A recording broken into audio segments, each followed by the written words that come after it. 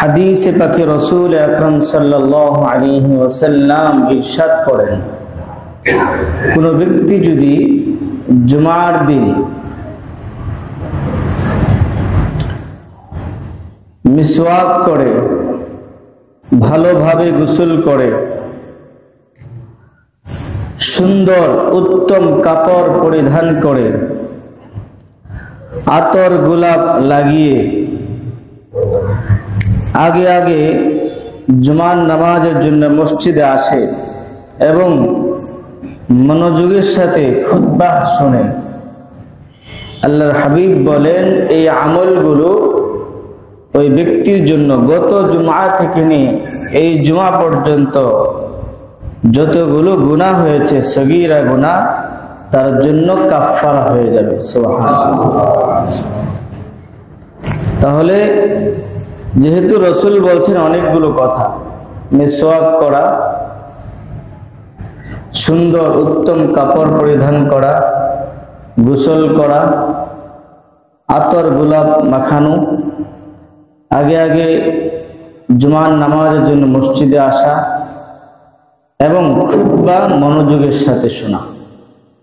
এখন কোন ব্যক্তি সে আগে আগে ঠিকই আসছে কিন্তু ভালো পোশাক পরিধান করে নাই, তার কাছে যে উত্তম পোশাকটা তার ঘরে, সে উত্তম পোশাকটা পরিধান করলো না, অথবা উত্তম পোশাক পরিধান করেছে সে আতর মাখানো সুন্নত আতর মাখালো না, অথবা সে সবকিছুই ঠিকঠাক মতো এসেছে কিন্তু দেরি করে এসেছে, অথবা সবকিছু ঠিক আছে কিন্তু খুতবাটা মনোযোগের সাথে শুনলো না, তাহলে কিন্তু রাসূলের হাদিস সে পুরোপুরি পালন করল না।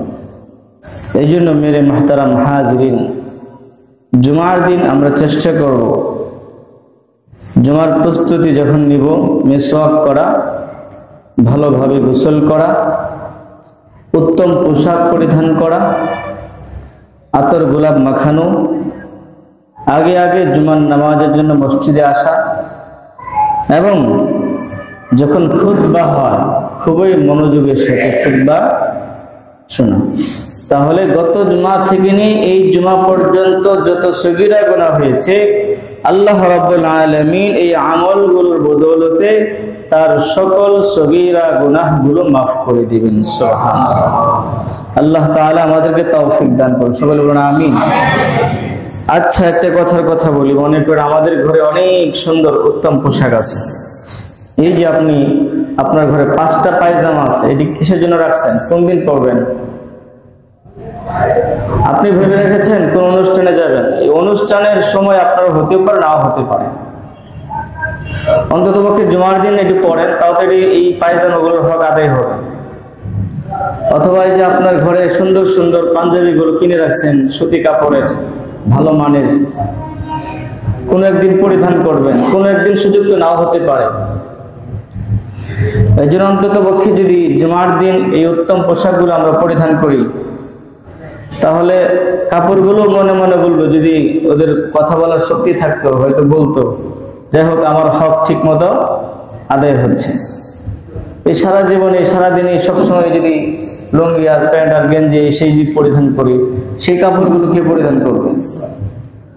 এই জন্য মেরে মুহতারাম হাজিরিন, এক তো হলো জুমার দিন এগুলো পরা সুন্নত, উত্তম পোশাক পরিধান করে আসা। তৃতীয় নম্বর হলো অন্ততপক্ষে কাপড়গুলোর একটু হক আদায় করে, আপনার কষ্টের টাকা দিয়ে তো সেগুলো কেনা হয়েছে। আল্লাহ তাআলা আমাদেরকে রাসূলুল্লাহ সাল্লাল্লাহু আলাইহি ওয়াসাল্লামের সুন্নাহ মতো আমাদের জীবন পরিচালনা করবার তৌফিক দান করুন, সকলে বলুন আমিন। মুহতারাম হাজিরিন,